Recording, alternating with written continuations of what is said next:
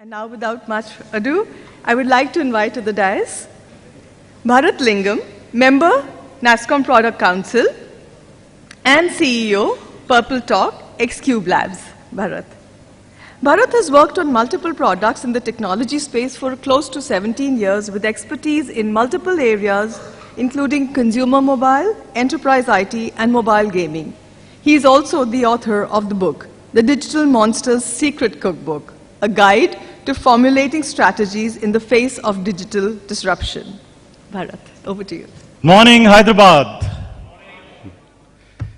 It's so exciting to be here. The fifth edition of the NASSCOM Product Conclave in Hyderabad. First of all, I would like to thank all of the guests who come from outside of Hyderabad. I know it's a big investment of time and effort to come here and spend the day with us. So thank you so much. I think we had a comparatively shorter span of time to do this conclave, but we are very, very excited with the range of speakers that we have today, and I do see the audience kind of trickling in and filling up. So I'm sure this is going to be a wonderful day for all of us, right? I was reflecting on my way here in the morning as to how interesting are the times that we live in, especially over the last 5 to 7 years, right? So just yesterday, I heard that Amazon is now valued at over $900 billion. It is in a neck-to-neck race with Apple to be the first $1 trillion company in the world. And if you go back to maybe 10, 15 years ago, nobody would have thought that you can have a software company that can be the leading company in the world, right? Because you'll always think about, you'll think about Shell and you'll think about Exxon and these deep, resource-driven companies that have very high, revenues and thereby valuation. But we see that, the ground is shifting towards, software in each and every industry. For example, if you look at, if you look at the contribution to growth over the last 1 year in the U.S. Stock market, you see that in H1 2017, you had NASDAQ. The NASDAQ as an index performed 800 basis points higher than the S&P. And S&P, as we know, is a conglomeration of multiple businesses, and NASDAQ is primarily tech focused. So a secular shift that we're seeing in most economies, especially if you're talking about China or the US, is basically that digital / technology is overwhelming everything, right? So just a week ago, I was in Delhi. I was talking to one of the most important food companies in India, the traditional food companies. I was talking to one of the most important health companies in India, the traditional health company. And both of them, one of them said, "Hey guys, how can you help us? How can you help us kind of take market share from Swiggy and Zomato, right?" So that's what the food guy said, and the health guy said, "Hey, how can you help us do something disruptive that can help us overcome the challenge of a company like Practo, right?" So it's not that just in the US, we are also seeing that in India. And I think that it is a great opportunity for each one of us to look at what is the innovation, what is the software-driven innovation that we can bring to the multiple verticals in India, whether it be health or finance or retail and so on and so forth. Ultimately, all of them are going to be software-defined enterprises. And even though we don't see a huge chunk of this activity in the public markets yet, it's a matter of time. Of course, another significant inflection point is that this year we hit 500 million internet users, and there is research that has been done that says that if you have 50% of your population have access to internet, that is going to really create a lot of impact on the GDP, in the sense that you're going to have a lot more transactions happen between people on both sides of the digital spectrum. And I think that's a great opportunity for all of us, because for the first time you could have an entrepreneur create a digital product that could have a much wider reach than what has been happening hitherto. And it's also a cautionary tale, because if you look at, what is the potential threat for India over the next, 5 to 7 years in the consumer segment, you see that, our Chinese and entrepreneurs across the, in our neighborhood, they know they have, big bags of money. They have cracked the China market, so they know how to build and operate in an economy similar to ours. And their market is basically getting saturated, right? They are, leaders when it comes to digital in terms of, consumer internet. So now they're looking at growth markets and they're expanding, right? So I think the onus is on Indian entrepreneurs to figure out, what needs to be done and what can be done so that, we can create our own versions of digital native companies, in multiple different verticals, right? And that's a huge opportunity from an entrepreneurship perspective.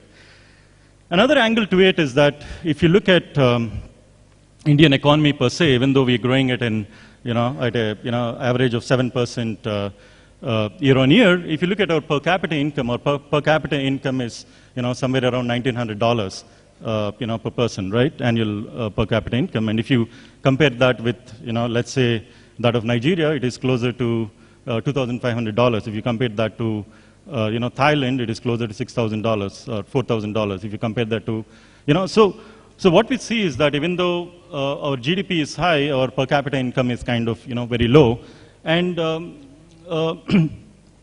so for us as a nation, if we need to rise and if we need to have substantial increase in the living standards of the average Indian, we're talking about not just creating e-commerce, not just creating m-commerce, but we're talking about creating opportunity commerce, right?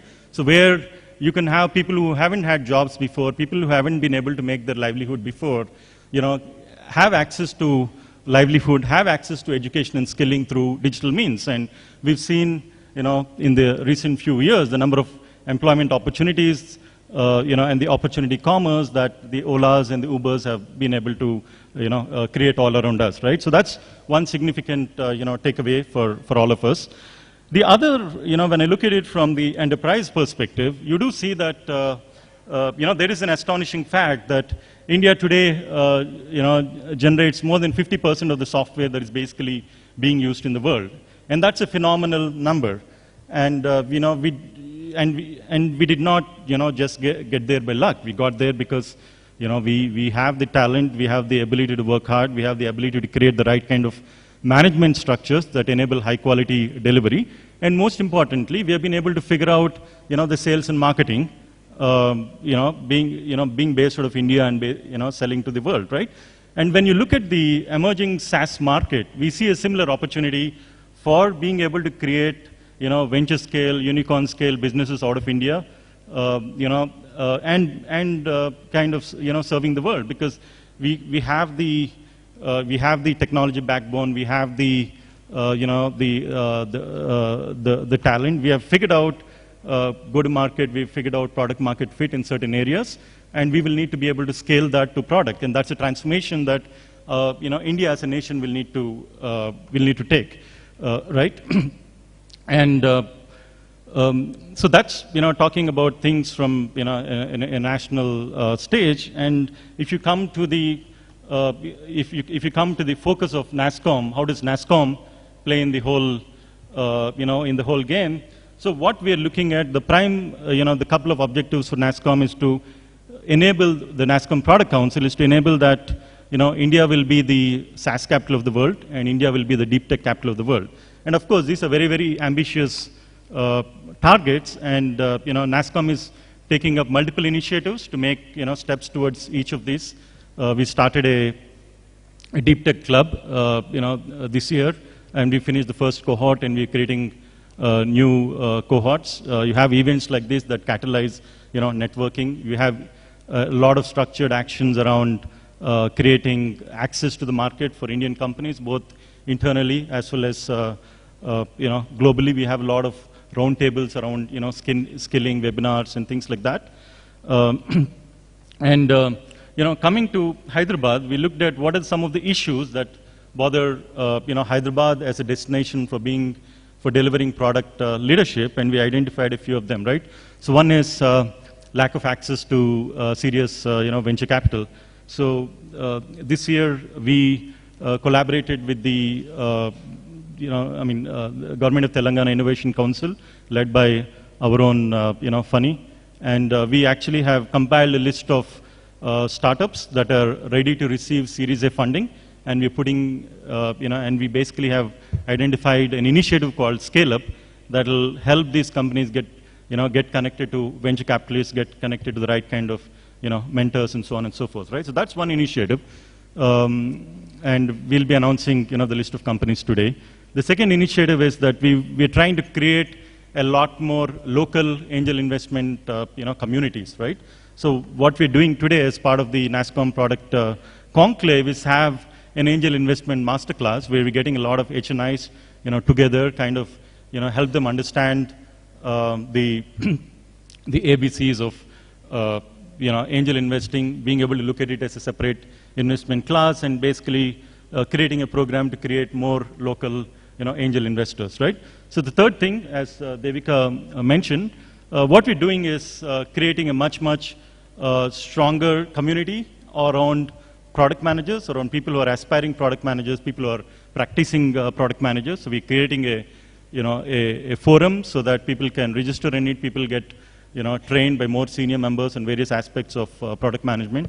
That is one initiative that we're taking up seriously. And finally, we're doing a fourth initiative around working with some of the local institutions of academic excellence and seeding programs around product management so that students can take some of those formal courses while they're in college, and they'll be much more ready to deliver when they're at the workplace, or fundamentally be able to create their own companies. So these are massive initiatives, and I hope that they create the much needed impact for the local ecosystem. And the NASSCOM ecosystem or the NASSCOM community here is very open, very informal, and we're always looking for more and more people to come and work with us to create a much stronger and vibrant ecosystem. So I welcome you all to kind of to come in and participate and be part of this, and reach out to Praveen and make this NASSCOM initiative in Hyderabad a much bigger success, right? And with that, I'd like to welcome you all again for a wonderful day of sessions and workshops, and looking forward to have a great day. Thank you so much. Yeah.